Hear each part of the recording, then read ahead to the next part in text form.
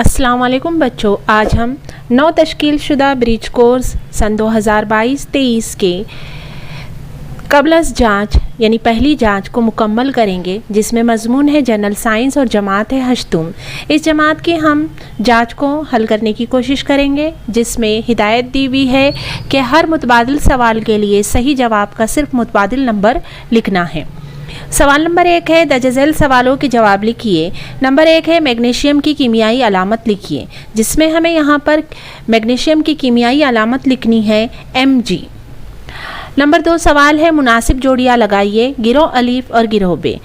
गिरोह अलीफ में है नाकाबिले समात आवाज़, जिसके 2 जवाब दिए हुए हैं 20 से 20,000 हर्ट्ज़ और 20 हर्ट्ज़ से कम। जवाब है सही 20 हर्ट्ज़ से कम।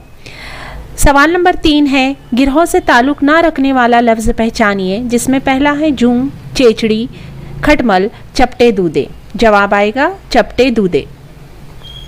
मुकम्मल कीजिए, जिसमें है ईंधन की किस्में कुदरती गैस, जिसमें दूसरा आएगा मादनी तेल, तीसरा आएगा पत्थर का कोयला। यानी ईंधन 3 किस्म का होता है, ठोस, माए और गैस।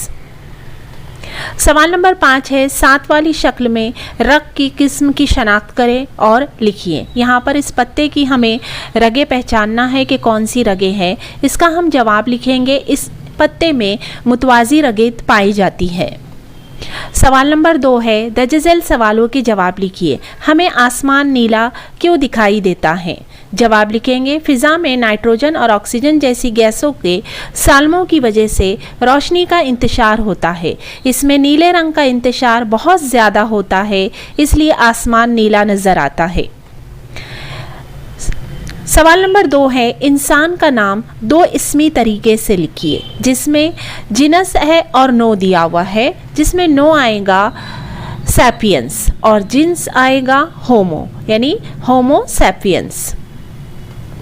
सवाल नंबर 3 है मिसालें लिखिए कीमियाई लेकिन सुस्त तब्दीली, जिसमें हम लिखेंगे लोहे पर जंग लगना और फलों का पकना। ये कीमियाई तब्दीली है और सुस्त रफ्तारी से होती है।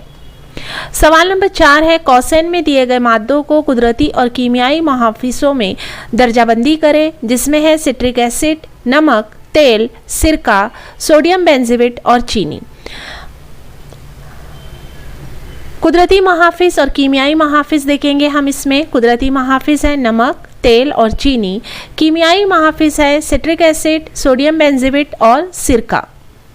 सवाल नंबर 3 है दर्जज़ैल सवालों के जवाब लिखिए। तस्वीर में दिखाए गए हिस्सों की शनाख्त करें और इनके अफ़ाल लिखिए। हमें यहाँ पर एक शक्ल दिखाई दे रही है, ये नबाती खलिया है, जिसमें A, B और C इन हिस्सों के हमें नाम पहचानना है और नाम लिखना है। जिसमें A हिस्सा है हमें मरकज़ा दिखाई दे रहा है, ये मरकज़ा नाम लिखेंगे। B है दरू माए का जाल, C है तवानी। अब हम मरकज़े के बारे में लिखेंगे हम। मरकज़ा खुलिये का नहायत अहम हिस्सा है। खुलिये के तमाम अफ़ाल पर मरकज़ा काबू रखता है। दरूमाए का जाल फैला हुआ जालीदार हैवान सा है। ये राइबोसोम के ज़रिए तैयार होने वाले प्रोटीन में ज़रूरी तब्दीली करके इन्हें गोल्जी अजसाम की जानिब भेजने का काम करता है।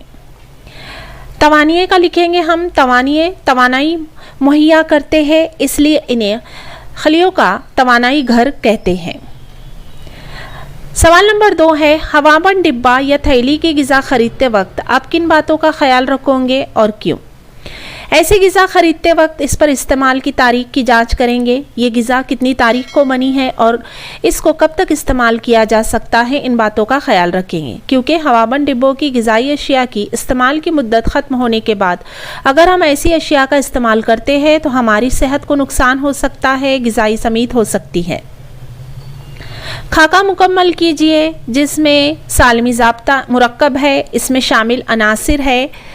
अनासिर की अलामत और जौहरों की तादाद है और सालमी ज़ाब्ता है, जिसमें सालमी ज़ाब्ता हमें पहला दिया हुआ है CH4, यानी हमें मुरक्कब की पहचान करनी है कि वो क्या है।